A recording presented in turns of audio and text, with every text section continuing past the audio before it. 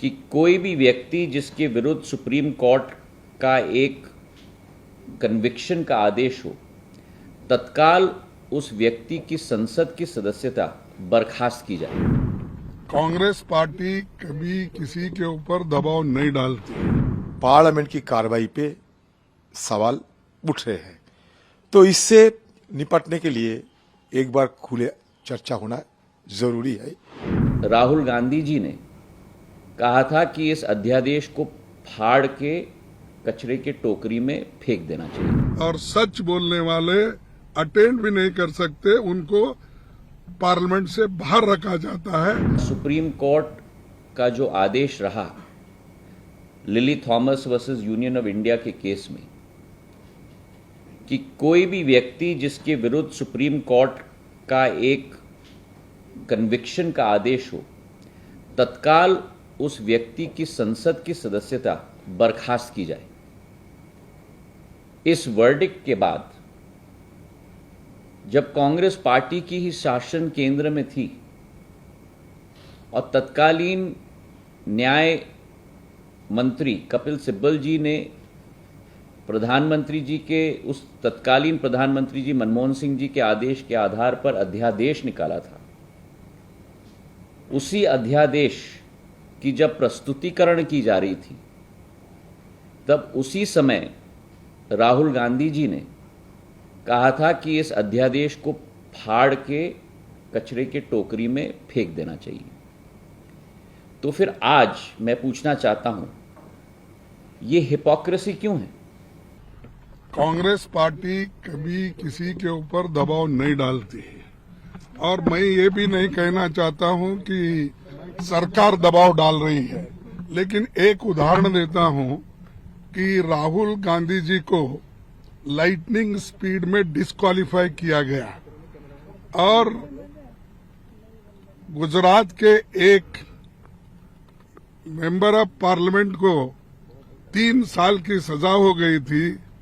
उसको 16 दिन में उसका पूरा डिस्क्वालिफिकेशन का रद्द करा के उसको पार्लियामेंट अटेंड करने दिया। आप लोगों को मालूम होगा, लेकिन एक को 3 साल सजा होने के बाद भी उसको पार्लियामेंट में अटेंड होने के लिए उसको इजाजत मिलती है, लेकिन एक व्यक्ति जो सच बात किया है उसको लाइटनिंग स्पीड में डिस्क्वालीफाई किया जाता है। 24 आवर्स में उसका नोटिफिकेशन निकाला जाता है। और जो एमपी एक शेड्यूल कास्ट के डॉक्टर को मार के उसको पनिशमेंट हुआ था और सेशन कोर्ट में उसका अपील रिजेक्ट हुआ था, हाई कोर्ट में उसका अपील रिजेक्ट हुआ था, सुप्रीम कोर्ट भी उसको राहत दी कि उसको 5 लाख का दंड लगाया था। ऐसे लोग अटेंड कर सकते हैं और सच बोलने वाले अटेंड भी नहीं कर सकते, उनको पार्लियामेंट से बाहर रखा जाता है। तो इसी के ऊपर आप सोचिए कौन दबाव किसके ऊपर डाल रहा है और किसको रिलीफ आज मिल रहा है। ये मुद्दे को लेकर सदन के अंदर एक विस्तार से चर्चा कहिए, बहस कहिए, होना चाहिए, क्योंकि मुझे लगता है कि राहुल गांधी जी के ऊपर जिस तरीके की तुरंत और त्वरित की गति अपनाते हुए कार्रवाई किए गए हैं, उसमें से मुझे नहीं, सारा हिंदुस्तान में पार्लियामेंट की कार्रवाई पे सवाल उठ रहे हैं। तो इससे निपटने के लिए एक बार खुले चर्चा होना जरूरी है। ये इसलिए मैं स्पीकर साहब से ये मांग रखी है।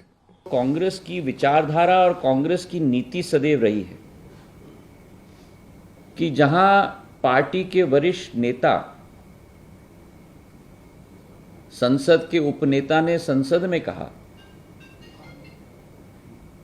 कि गांधी परिवार के लिए न्यायालय में अलग नियम होने चाहिए, ये इस बात का प्रमाण है कि कांग्रेस पार्टी के लिए कुछ लोग फर्स्ट क्लास सिटीजन्स हैं और आप और हम सारे के सारे थर्ड क्लास सिटीजन्स हैं।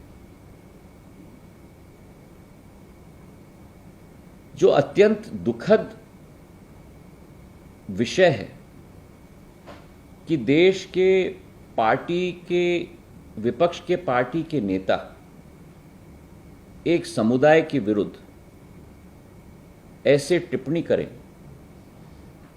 कि पूर्ण समुदाय चोर है, उस समुदाय को अपमानित करें, हमारे पिछड़े वर्ग को कलंकित करें और उसके बाद ऐसे वक्तव्य दिए जाएं।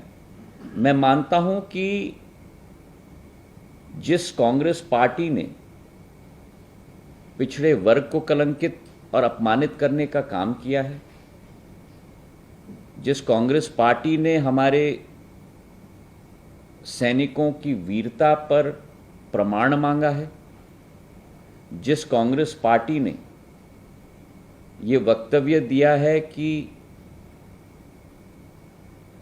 हमारे सीमावर्ती इलाके पर चीन के द्वारा हमारे सैनिकों की पिटाई हुई है, ऐसी कांग्रेस पार्टी की कोई विचारधारा नहीं बची है। ऐसी कांग्रेस पार्टी की केवल एक विचारधारा बची है और वो विचारधारा है एक देशद्रोही की विचारधारा।